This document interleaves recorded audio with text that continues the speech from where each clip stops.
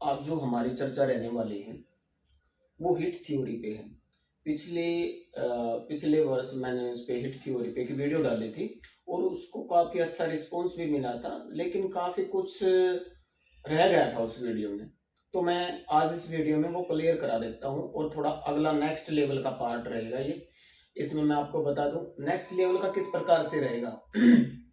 देखिए, मैंने बताया था कि भी प्लेनेट टू प्लेनेट हिट होता है, ठीक है, प्लेनेट टू हाउस हिट होता है। लेकिन अब इसमें एक लेवल और इसमें ऐड कर लेंगे, ऐड ऑन कर लेंगे। जो भी प्लेनेट जिस नक्षत्र में प्लेस्ड होगा, अगर वो हिट कर रहा है किसी प्लेनेट को, अब बाई चांस किसी की जुपिटर की महादशा चली हुई है और उसका नक्षत्र लॉर्ड केतु है और केतु हिट खा रहा है वीनस से, और वीनस जिस नक्षत्र में प्लेस्ड है उस नक्षत्र में प्लेस्ड होकर वो 90 या 180 डिग्री का हिट कर रहा है। तो उसी पे आज मैं बताऊंगा, एग्जाम्पल के तौर पे आपको समझाऊंगा। तो होता क्या है, हम जो उसका एस्पेक्ट है 180 डिग्री का, हम क्या करते हैं उस खास प्लेनेट को जो हिट दे रहा होता है उस प्लेनेट को 60 डिग्री आगे की तरफ लेके जाएंगे तो उसका हिट हम रिमूव करते हैं, ठीक है, इतना ही है। लेकिन वो उसका रिजल्ट फिर भी नहीं मिलता। इसके पीछे रीजन क्या है, कारण क्या है, आज इस वीडियो में आपको पता चल जाएगा। वीडियो को लास्ट तक देखना। अगर आप अच्छी इसकी नॉलेज अगर आप चाहते हो तो वीडियो को लास्ट तक देखना, ठीक है, आपको समझ में आएगा। अदरवाइज फिर आप क्वेश्चन पुट करोगे कमेंट सेक्शन में, तो आपको समझा देता हूं मैं एग्जांपल। अब बाई चांस हम एक यहाँ पे कुंडली चार्ट बना लेते हैं। ड्राइंग मेरी ऐसी है भाई, ड्राइंग पे प्लीज मत जाना मेरी, मुझे ऐसी ही ड्राइंग आती है बनानी। ड्राइंग अच्छी नहीं है मेरी बिल्कुल भी, मैं आपको बता दूं। अब ड्राइंग अच्छी इसलिए नहीं क्योंकि फिफ्थ हाउस को काफी यूटिलाइज करता हूं मैं, और फिफ्थ हाउस जो है मेरा, इसकी एनर्जी हमेशा दूसरे के लिए वर्क करती है, इसलिए फिफ्थ हाउस आर्ट का है, वो मेरी आर्ट अच्छी नहीं है। और जो फिफ्थ हाउस के जो एट्रीब्यूट्स होते हैं वो बंदे को कहीं ना कहीं जब ये यूटिलाइज हो जाता है तो नहीं मिल पाती वो चीजें। तो बाई चांस अभी हम यहां मान लो किसी का चंद्रमा बैठा है, ठीक है, और यहाँ केतु है 10th हाउस में। अब 10th हाउस के केतु का एक हमेशा प्रोमिस होता है, 10th हाउस का केतु जब अपना नक्षत्र लॉर्ड हो किसी प्लेनेट का होके आएगा उस टाइम पीरियड में, तो बंदे का जो स्टेटस होगा उसको चार चांद लगा देते हैं, ठीक है। पिता के साथ थोड़ा सा ये रहता है कि पिता के साथ थोड़ी सी दूरियां रहती हैं, लेकिन वो सुख नहीं मिल पाता पिता की तरफ से। लेकिन होता क्या है, 10th हाउस का जब केतु आता है तो बंदे को स्टेटस दिलवाता है, क्योंकि ये झंडा है, ध्वजा है केतु, ठीक है, आपका आपकी ध्वजा, आपका झंडा लहरा देगा समाज में, ठीक है। तो लेकिन फिर भी कुछ रिजल्ट नहीं मिल पाते, उसके बैड इफेक्ट आते हैं। अब यहां से हम कैसे नोट करते हैं डिग्री, कंपाउंड डिग्री के लिए मैं अलग से वीडियो बनाऊंगा, वो भी मैं बनाऊंगा। लेकिन मैं समझता हूँ कंपाउंड डिग्री हर किसी को आज के दिन पता है। अगर मैं कोई ऐसी वीडियो लेके आता हूँ जो आपको पहले से ही पता है तो उसका डालने का कोई फायदा नहीं है। मैं सिर्फ वो चीजें लेके आऊंगा जो आपको पता नहीं है, अब तक यूट्यूब पे किसी ने बताया नहीं आपको। तो अब चंद्रमा एक एक हाउस, सबसे पहले हम इतना जान लेंगे प्रत्येक हाउस 30 डिग्री का होता है, ठीक है जी, प्रत्येक हाउस 30 डिग्री का होता है, इतना ध्यान में पहले होना जरूरी है। अब इसके पीछे एक मैं डायरेक्शन का फंडा भी बताऊंगा आपको। प्रत्येक भाव 30 डिग्री का होता है, प्रत्येक राशि साइन भी 30 डिग्री का होता है, और जब हम इसको 30 इंटू 12 करेंगे तो आपका जो है 360 निकल के आता है। तो 360 डिग्री का ये वास्तु शक्ति चक्कर होता है हमारा। डायरेक्शन जो होती है हमारे 360 डिग्री की रोटेशन होती है, उसमें कंपास में भी आपने देखा होगा, ठीक है जी।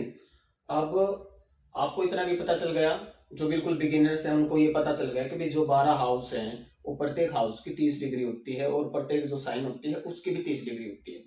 ठीक है। अब हम जब किसी का जैसे कि ये मून से 90 डिग्री का, आगे हम यहाँ से गिनना स्टार्ट करेंगे नेक्स्ट वाले भाव से। अब जैसे 30 30 30 और 30 प्लस करेंगे 60 है, उसके बाद इसमें 30 और प्लस कर देंगे तो 90 डिग्री का हिट केतु पे है। ये कंपाउंड डिग्री है, वो भी मैं आपको लेने सिखा दूंगा नेक्स्ट वीडियो में, ठीक है। अब 90 डिग्री का हिट मून से आ गया केतु पे, और सपोज करो केतु 4 और 6th हाउस को सिग्निफाई कर रहे हैं और 7th में बैठा हुआ है, तो क्या होगा, 4th हाउस वैसे भी चंद्र का जो कारक है वो माता है, ठीक है। 4th हाउस भी माता का कारक है, प्रॉपर्टी है, हाउस है।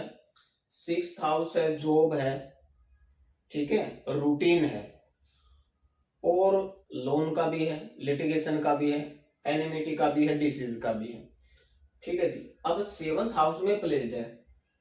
अब केतु जिस भी साइन में यहाँ पे प्लेस्ड होगा, जिस भी हाउस में यहाँ पे प्लेस्ड होगा, उसके नंबर भी रिप्रेजेंट करेगा। D1 चार्ट से भी देखेंगे और कस्प चार्ट से भी देखेंगे। जिस जिस हाउस को भी केतु रूल करेगा नक्षत्र लेवल पर, तो उस टाइम पे हिट लगने के बाद वो हाउस तो डैमेज होंगे ही होंगे, लेकिन 4th एंड 6th हाउस से उसको प्रेशर नहीं आएगी।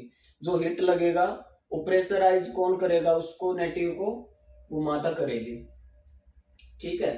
माता भी करेगी और शत्रु के द्वारा भी, और या फिर मामा पक्ष के द्वारा भी।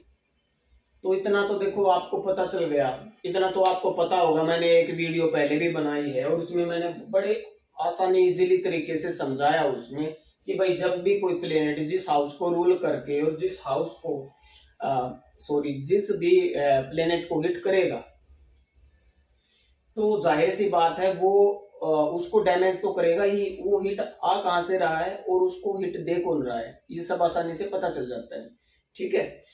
अब इसके साथ साथ हम ये भी देखेंगे, चंद्रमा को हम 60 डिग्री आगे की तरफ लेके जाएंगे, ठीक है, तो 90 डिग्री का हिट रिमूव होके 30 डिग्री पे आ जाएगा एस्पेक्ट उसका, जो पॉजिटिव हिट माना जाता है, ठीक है। लेकिन देखो आपने प्लेनेट को बदल दिया, अब यहाँ से प्लेनेट तो बदल दिया आपने भाई, चंद्रमा को यहाँ पे प्लेस कर दिया आपने, सपोज करो 30 डिग्री का हिट बन गया, इस पे एस्पेक्ट बेस्ट आ गया आपका 30 डिग्री का जो पॉजिटिव हिट होता है।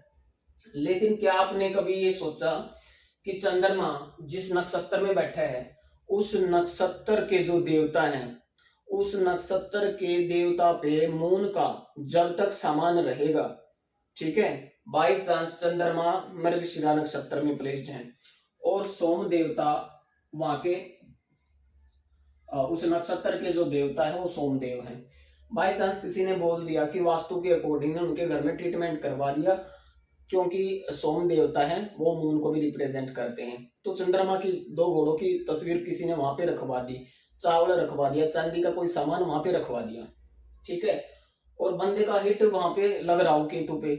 हमेशा ये चीज नोट करके चलेंगे।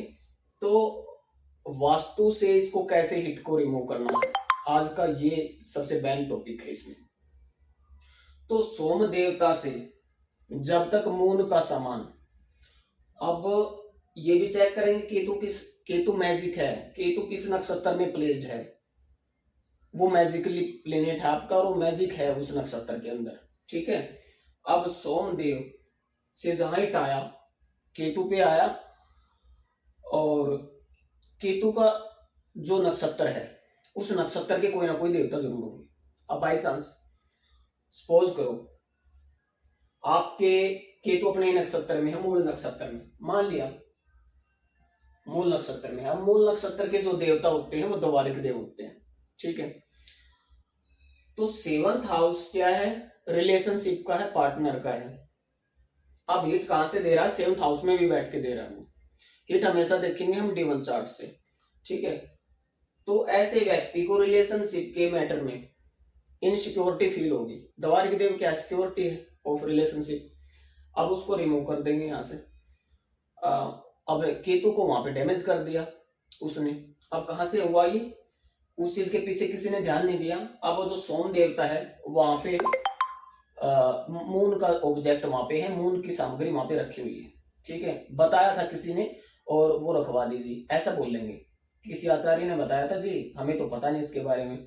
तो पता नहीं है आपको, लेकिन इसलिए मेरा जो एम होता है, जो मेरा टारगेट होता है, वो आपको समझाने का होता है, सिर्फ इतना सा फंडामेंटल और कुछ नहीं है, ठीक है। तो ये जरूर नोट करेंगे।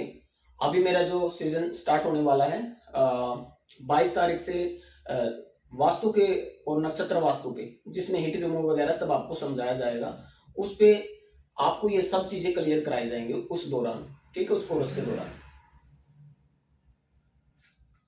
तो आज के लिए बस इतना ही, मिलते हैं फिर नेक्स्ट वीडियो में किसी नेक्स्ट टॉपिक के साथ। धन्यवाद।